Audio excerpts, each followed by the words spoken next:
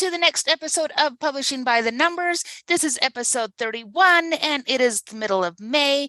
In fact, I think today is Mother's Day. I think we're releasing on Mother's Day. That's May 14th. Anyway, so happy mothering to all of the motherly figures in your lives, regardless of who they are. I always say it that way because I have stepkids, and so I'm their mom and not their mom all at once. And I've got kids that live with me that aren't biologically mine, but they're still mine. So anybody who has been an eternal figure in your life, happy that day. And if it's a problematic day for you, I'm sorry, and we're going to keep moving right along. I am joined today by my two amazing co-hosts, CJ and Aya. Hi, CJ. Hi guys, couldn't find my mute button. Hey, how you doing? There we go. And Virginia Anderson. Hey, hello, everyone. Hello. Today we are taking on a topic that is not exactly near and dear to our hearts, but it certainly is one of those painful necessities. Today we're going to talk about getting reviews for your books. Everybody asks, how do I get reviews on your books? Today we're going to tell you. We're going to talk about some of the things that we can do to get those reviews, to get them early, and to keep getting them through the life of book. So let's take it to CJ. CJ, why are reviews important? Why does anybody care whether my book has reviews or not? Reviews are social proof. It's also proof of authority, or proof that you are capable of spinning a yarn or writing a story or entertaining people or succeeding in doing exactly what you set out to do. Whether it's nonfiction and to inform, or fantasy and just, to get someone to feel something. Reviews are giving you social cred, possibly street cred, but that's a whole other item that we'll get into at another time. Ooh la la. I know, right? So reviews are important because it lets other potential buyers and consumers and readers know whether or not your book is worth taking it for a test run. Is it worth their time? Is it worth their money? Is it worth the risk? Although granted, $3.99 to $5.99 to $6.99 or whatever your book is priced at might not be a huge monetary risk. But for those folks who are very picky and particular about these certain things, and they're not enrolled in a program where they can just borrow books all month long, this might be an issue. And also for those who value their time and don't want to waste time on a book that could potentially not be up to snuff, this is a problem. And so good reviews, established reviews, even sometimes reviews where you get a little bit of critiques, that's still okay. But a well-balanced portfolio of reviews is what you want so that you can convince consumers and readers that it's worth taking a chance, okay?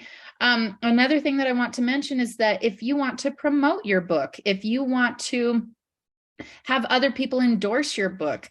Most promotion sites require that you have a certain amount of reviews before you can even promote with them.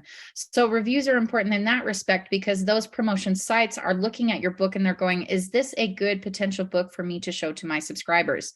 Is this something that they will like? Or if I send this to them, are they going to complain about it? Is it of high quality? What's the average of your reviews? It needs to be a certain number in order for them to consider it. So again, reviews are a really, I think, a very important marketing tool. It's visually appealing when you have them. And most of the time I tell folks, I wouldn't hit the hard pay-per-click ads like Amazon ads or Facebook ads really until you have several reviews up, anywhere from 5 to 10, just because that social proof is necessary. So many people will go to a book, and if the reviews are not there, even a couple, they won't even bother. They won't even buy it if no one has reviewed it. So the majority of folks are like, no, there needs to be reviews before I'm going to step up and do that. And they like to read the reviews, whether it's people do ratings, and that's fine. But some folks really write in-depth reviews that are very helpful and informational for a lot of consumers, and they will make purchases based on that. So those are the many ways in which reviews are important. Do you guys have anything to add to that before we move to the next item? Yeah, so I do think that I know the price point is not like something that you're going to think about 2 million years before you make a purchase decision. True, but even for that kind of price, I have to say I don't like to waste my time. So I like to see For a book on a similar topic, there might be like 20 books on the same topic. So I like to go for the books that have more reviews and more higher reviews than the book that have 0 review, for example. So that's another reason why you want to build those reviews.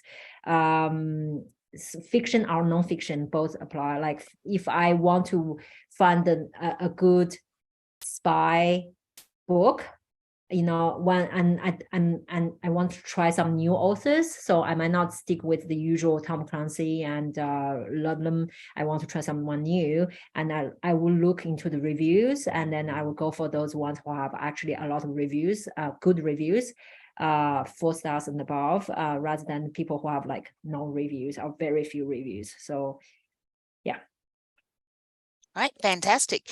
So we've established that we need reviews. So when do you need reviews? There's a lot of material out there that says, you know, if it doesn't happen at launch, then it's just not worth it. Is it always worth pursuing reviews, or do you have to get them in that first week or you're screwed? No, some people really are concerned about this. And what I find is that if you're sitting around waiting to get reviews before you launch and you still haven't gotten them, just launch. Please just launch. If you want to do a soft launch, you could do that rather than a hard launch. So a soft launch is more of a, I've put it up and nobody knows quite yet. And that's okay, because maybe what you're just attempting to do is get it up there so there's a place for people to actually leave reviews. And that's great. And that's fine. But you should really always be attempting to get reviews. Launch really helps, but it's not absolutely necessary to have a review that very first day. But there are ways in which, if you don't have those reviews yet for launch, you can absolutely facilitate that with certain strategies. So the answer is, you know, when do you need reviews? Always. You always need reviews. But is it going to kill you if you don't have any time by the time you launch? No, it's just, you know, go get some once you launch. That would be my answer. If someone's hemming and hawing about that, I actually had a client say to me, I haven't published my book yet, but it's been ready for 2 months. And I was like, what are you waiting for? And it was reviews. And I was like, just publish the dang thing. And then we can worry about the reviews after that. And it really was just some weird mental for that individual. But once they got past that, then it was fine. We were able to focus on reviews. So yeah, always get to that. Anything else, guys? I think reviews don't directly impact on your sales, but definitely the more reviews you have, that means the more people are going to buy. There's more chance for people to go buy that review. So it's like a little bit of indirect marketing tool, where, you know, as you go on with the book's lifetime, this is some a exercise that you should be doing constantly, because you know, the more review you have, the more people are like, oh, maybe that's actually a really good book. So there's more chance for people who are going to actually buy your book. So it is a really great marketing tool to have. Cool. All right, let's now dig into the meat. And this is the, how do you do this? We know that it's important to do it. We know that we should do it all the time. So I will take the first one, and that is your own social circle. So your friends, your family, your critique partners, the person that you buy groceries from, you know, all those people who know you. A lot of people shy away from these because Amazon does have some policies about you're not supposed to review if you are going to be monetarily benefited by this product. It doesn't actually say that your friends and family can't review you. It says anybody who is going to get monetary benefit from this isn't supposed to review you, and they may or may not put those reviews up. But those are still the first people to go to because they know you and they love you, and they're often a little bit easier to pull a review out of. So this can be the first people that you ask. Of everybody that you ask, you'll probably get about 1/3 of the people will actually do it. So ask broadly, and you don't need to guilt trip anybody, but just say, hey, I've got this going out. I would love to give you a copy and have you do a review for me. It helps once you get the reviews that are not from people who love you, because like if my mom reviews my book, everybody's going to look at that and go, oh, her mommy loves her.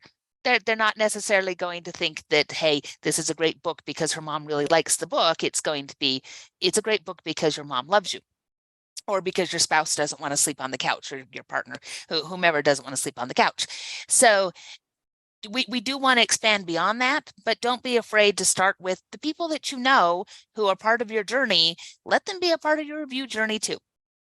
V, what's another way that you can get reviews? So friends, family, Facebook groups, that's a really good place to go. You just search on Facebook in the search area, I don't know, great romance books. I don't even know what do you search. What do you search? I don't know why I'm taking the romance example, because I never search for that anyway. But let's say I just say great books to read or something like that. In maybe like a specific great business book to read, and then I join those different Facebook groups, and I want to see what's in there, and they make sure that you check the rules of the group, because maybe some of those groups you are not allowed to do that kind of promotion. But if you can, that's where you can use those free promotion dates on Amazon, where people love the freebie. So if you tell them, hey guys, I have my book up there, it's free from this date to this date, I would love to have a review. You cannot just ask for an honest review, right? Sorry, you cannot just ask for a positive review. Sorry, you can ask for just a honest review. So you cannot say, if you have nothing positive to say, please don't leave a review. But if it's all glory and prizes, please go leave a review. So you can't do that. But then just put the book link and then get people to go. And just because it's free, by the sheer volume of downloads, you have more chances for people to go and leave a review for you. And also I find that often when you give people something for free and ask for review, often people are like, oh, I got this for free, so the least that I could do is to go and leave a review. Not many people, not everyone thinks like that, but I definitely think that way. If I get something for free and I know that person put a lot of effort behind it, I want to go and support that person and leave reviews. So that's another way. CJ, maybe? Yeah, you can build an ARC team. That is an advanced reader copy team. So that's one way where you actually have a group of people that you have established who have jumped on your review team and who know that every time you have a new book coming out, they're going to be the first ones to read it. They're going to be the first ones who get to review it. And it really is that exchange of, a free book for an honest review. Okay. And you will find that as you build an ARC team, that not everybody is going to read your book or review it on that team. And that's okay, because people have different time constraints and different challenges, or maybe you wrote something that they're just not interested in, and that's okay too. Sometimes that will happen.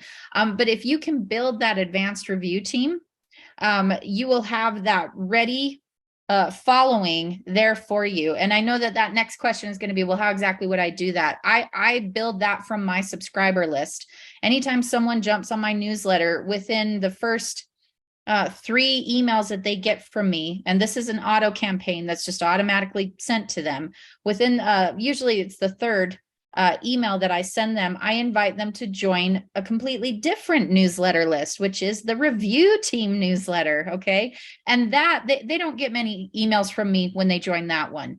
But what they do get is notifications of a new book being released. And that, the benefits of joining this list and joining this team is that they get all of this information brand new first, and they get all of my books for free. And any of my older books that have already been published, they also get access to those for free. So even though I'm selling them right now, they get them for free if they'll just go and leave a review for all of the books on the backlist.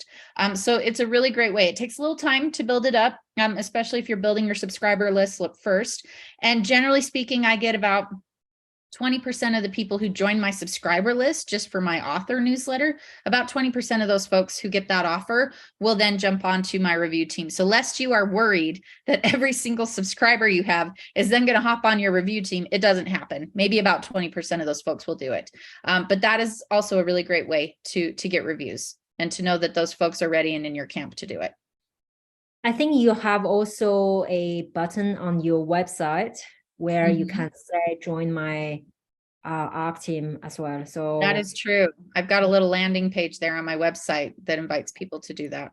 and you can do the same with your social media page. You know, you build a you create, and that's free. If you are thinking, oh, I have to build a website, that's too complicated. You know, Facebook page, it's build a business Facebook page for your author name and start, you know, build that interaction, and then that's where you can promote whatever, you can ask whatever you want. You say, hey guys, do you want to join my ARC team? And if so, and then tell them how to join your ARC team. But there's a lot of way to do that, and not expensively, and not really take heavy. So yeah, but you will take a little bit of time. All right, fantastic. So the other one that I'm going to touch on is you can use companies. Now, there's two ways that we do this. So there are email promotional companies, and you use those when you've already set your book to free, like Virginia says, or you discount it to 99 cents. You give a good deal, you give a sale. And then you use companies like Robin Reed's, ENT, Book Cave, BookBub, all of those kinds of things to blast that message far and wide beyond what you can reach yourself. Though it's usually fairly inexpensive to work with these guys, and they will get your book into the hands of a lot more readers. And again, the more readers that lay hands on your book at any price point, the more reviews you're going to get. So sometimes when you're doing this, you have to keep in mind that you are doing it to get reviews. So you may not make back the cost that you put into, say, you know, if it's a $20 promotion, but it's on a free book, you're not necessarily going to make that back on the free book. You can make it back on read through to other books in the series, and you make it back in getting those reviews that's giving you the social proof to get other things. So that's one way we use companies. The other is there are companies out there that specialize in giving you reviews. Now, these you have to be really, really careful, because Amazon has some rules about what you can do in order to get a review or not. And I've got to hit these first before I explain the companies, because it matters. So with the rules, like we say, if someone can benefit from your book monetarily, which is usually like, you know, spouses, your editor, things like that, we're not supposed to review your books. You can still put a review out on Goodreads or other places like that, but Amazon may or may not publish that review. And reviews on distribution channels like Amazon or Barnes & Noble or that kind of thing are often better than the ones that are on a blog or on Goodreads, but it's better to have reviews anywhere than to not. But you can't require that somebody reviews your book if you give them that book for free. And books is the only thing that Amazon allows you to give for free anymore. They used to let this happen with products, and people would send out all sorts of products so that they could get a 5-star review, and it got abused. So books is the one place where Amazon still allows this, because it's a time-honored tradition in publishing that this is how we get reviews, is we give people our free books, they read it, and we get a review. So that's still allowed. But when you give it to somebody, you can't say, I'll pay you $5 if you do it. You can't pay for reviews. And you can't say, you have to give me a review or else. You also can't say, you have to give me a 5-star review. You can't put any of those things on there. You just say, here is a free book. I would love it if you would give me an honest review.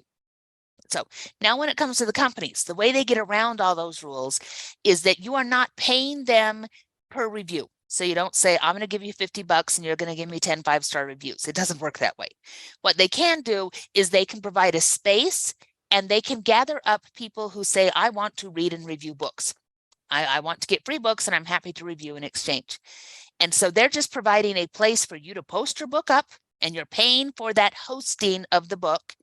And then readers come, and if they like your book, they look through the list, they go, oh, I want to select this one.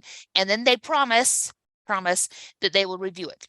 If they continually grab books and don't review it, they eventually get booted off the site. So most of the time people will actually review. So that's how these companies work. Examples of this is Reader Deals has a place for that. Booksprout is one that's fairly well known. NetGalley is very well known, but very expensive on the author side. That one can cost you hundreds of dollars. Booksprouts is something like $50 a year. Reader Deals is I think it's 29 for a certain number of reviews. And then every time that you start over again, you have to do another one. Puppy is one.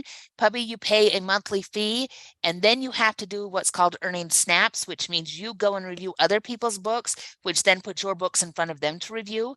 So really, they're the pool of readers they're pulling on is other authors who also want reviews. And all of these sites, if you talk to people, some people say, this is the best site ever, and I get lots and lots of reviews. And you can talk to somebody else about the same site, and they will get none. So really all we can tell you on those is look at your budget, look at what's reasonable, test it out. And if it works for your books and your genre, yay, there's an easy way to get reviews. If it doesn't work, or if you find that it's taking a lot of time, like that's my personal problem with Puppy. I don't have the time to go and read everybody else's book in order to get the snaps so that mine will appear on their dashboard to read. I just don't have that kind of time built in. But I know other people who have more time than they do finances. And so the idea of I'll go through and review as many other people's books as possible and get that out there, they're able to get a lot of reviews that way. So there's lots and lots of pros and cons there. NetGalley is another one that when it works well, it's totally worth every penny you pay. But sometimes it doesn't, and then you can be out a lot of money. So just be careful you're not spending money that you don't have, and that you look at this in a a reasonable way to look at the experimentation and see what's gonna work. All right, anything we've missed in all of that, my friends? All right, No. now we're gonna come down to the last driving question before we go into our momentary relevance. All right, guys, what do you do when you get your first 1 or 2 star review and they hate you? Embrace it. Embrace it. Honestly, celebrate, because the first you have arrived. I feel like it is a rite of passage for any author anywhere when they post a book to get a 1-star review. Nobody wants a 1-star review, but you will get one, and consider yourself in the zone. And then just recognize that reviews are opinions. It's opinion based, and everyone has a right to share their opinion. Now, there are going to be reviews that will be critical and probably applicable if people are saying the same critical thing over and over again. That might be something you might want to consider. If it's the same constant critique over and over, maybe you need to look at that. But for the most part, especially when it comes to trolling, you will just get people on there who will say, this book sucks, 1 star and nothing. Or you will get people on there who will say, I haven't read this book all the way through yet, but here's a 1 star. And once I finish it, I'll go update this. And they don't go update the review. I hate it when they do that. Or you'll get someone who says, I don't normally read in this genre because I usually hate it. And I was right, and I hate it. And so here's the thing. It's all very opinion based, and you need to shake it off. Just like Janice says. Was that a Taylor Swift reference, by the way? Shake it off. I'm not going to sing, I promise. But yeah, just shake it off, because if you engage, and please don't engage, but if you try to engage with a reviewer and try to convince them that their opinion is wrong and try to argue with them based on what you think they should have left, it'll get you in trouble every single time. Do not engage. And if the reviews hurt you that much and emotionally affect you, then walk away and don't ever read them. If you already know that's going to be a trigger for you, don't ever read those suckers. Okay, just stay away. Any other thoughts on bad reviews? Yes, don't engage, but I thought it's a really good marketing tool to read your competitors' reviews.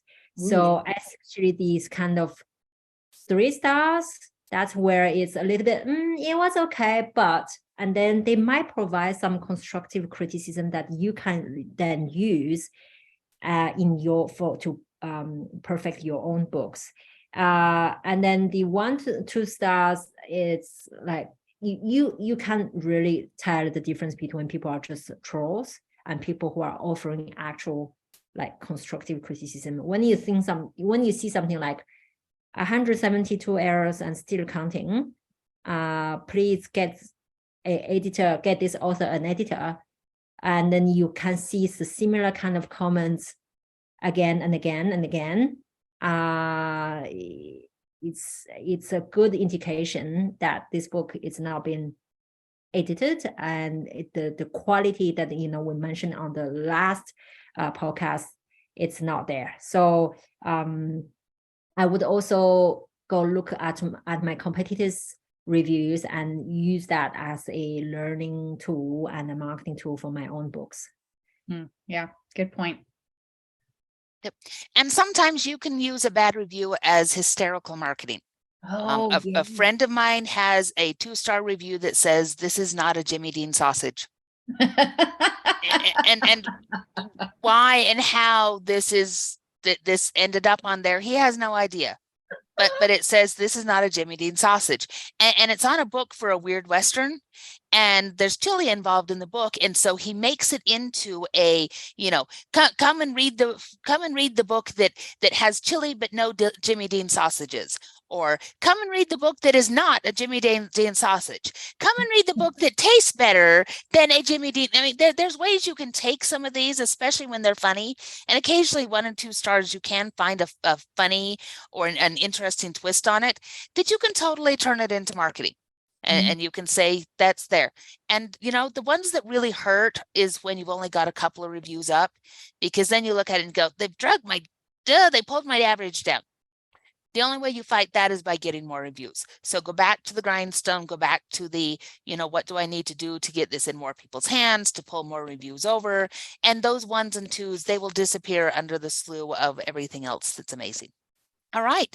Well, that said, let's see. Last time, I think that we started with CJ and the giant grasshopper. Correct. So, Virginie, what is irrelevant in your life? Okay, so you guys know that I have a lot of hobbies and interests, and I get all like, okay, let's all in. We had so far tennis, we had chess, and then my newest thing is gardening. So the reason why I stopped is because I don't pretend to be having a green thumb, and for the record, I actually managed to kill a cactus. That's an achievement on its own, I would say. Then last weekend, we went to a nursery to get some pots, and we want to get some trees like lemon tree and lime trees and things like that. Not that I'm particularly obsessed with lemons, but I just like the look of it. And anyway, so we went in there, and I had zero interest. And then this guy who is just giving us a lecture about grafting, like grafted trees and things like that. I'm like, oh, that's interesting. So now I'm just looking at those trees right now because we got them back and they are planted. And I'm just like, he's explaining how, you graft a old branch with a small thing, and the small part of the branch think that it's actually big tree when it's not. It's just that little, the root part is the big tree anyway. And how he was saying that you need to caress that root part, and how you need to remove any spikes. I'm obsessed. That's what I do every day. I'm like, I'm going to that part and I'm going to caress that part to make sure there's no root, and I'm going to look at every single leaf. And the guy also said, you obviously nurture those plants like they're your kids. So I'm officially the weird, not cat lady, but the weird plant lady. I'm talking to the plants. I love it. Yeah. Can we get a video of this with that just special requesting right now? That would be awesome. It really would be. You did get a special video for the toilet in Japan, so yes. I don't think it's that far-fetched. I'm just asking for a friend. I don't think it's a unreasonable request. All right, CJ, what's irrelevant for you? So the garage door broke like 2 weeks ago, and I'm not sure how. Just one morning I came out, and suddenly the arm that pulls the garage door up when you hit the button, and it broke. I do not have the correct terminology, so for anyone who's cringing at this, I apologize. But it wasn't there, and so I was waiting for someone to come and repair it. Obviously called. I didn't just sit there and go, someone will magically know and come. So I But in the meantime, when you actually manually lift the garage door up and push it up, it did not go up far enough for the car to clear the entrance. You know what I mean? Like that was not happening. So we required it at that point. It was a 2-man job. We needed someone to get on a ladder, stand up on the ladder, push the garage door all the way up as someone was backing out of the garage.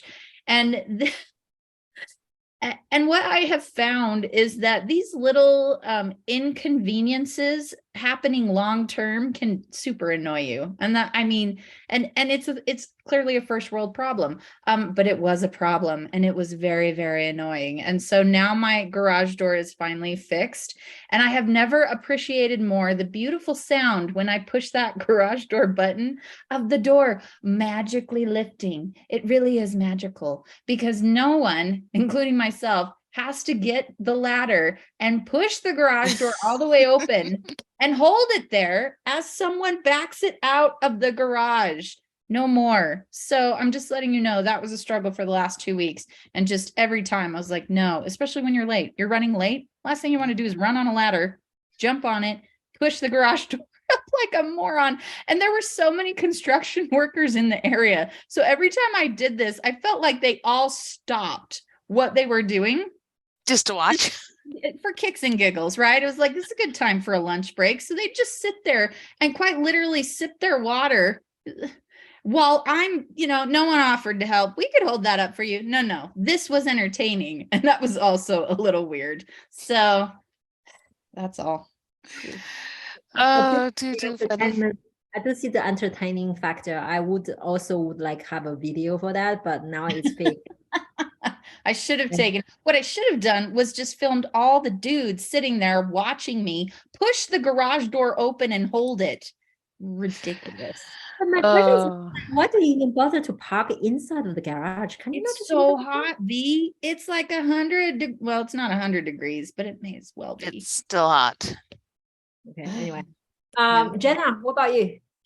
Well, for me, spring has finally sprung in Utah, thank goodness, even though we're supposed to get rained on and possibly snowed on tomorrow, because this is also how weather in Utah works. Weather in Utah is nuts. But it means that here in Riverton, it is white top season.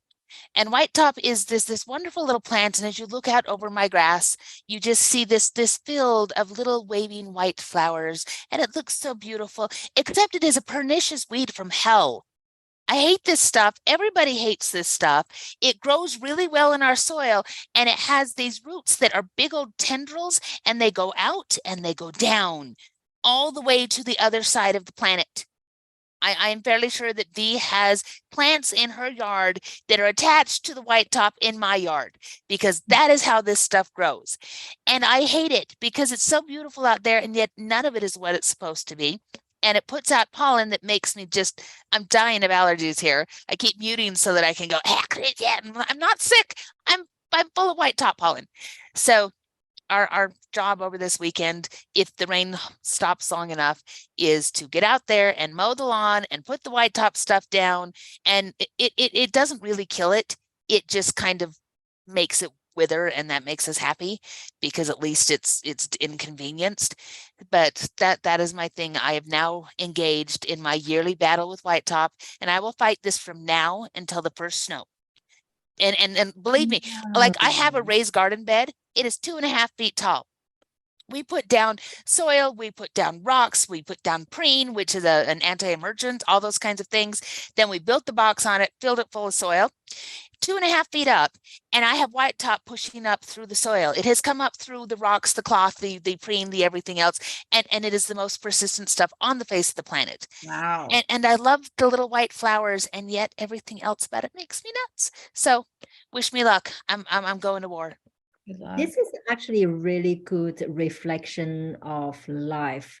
I'm thinking about marketing. There's this look beautiful, like it's so great, so too good to be true. And generally it's too good to be true, because just like those white tops, oh my God, they are everywhere. And be careful who you're listening to, what you're buying. because unfortunately they look really pretty, like those white tops. It sounds great, but it can be a serious nuisance. Yeah, so just well done. What life lessons, morals I know to be had everything here. all tied together nicely. Yeah. Well, all right then, ladies. On that note, thank you everybody for joining us. You can find the show in the show notes at www.elantumdigital.com and follow the podcast on YouTube or your favorite podcast distributor. If you enjoyed the show, please subscribe and leave us a review. See y'all later. Bye-bye now. Bye, guys.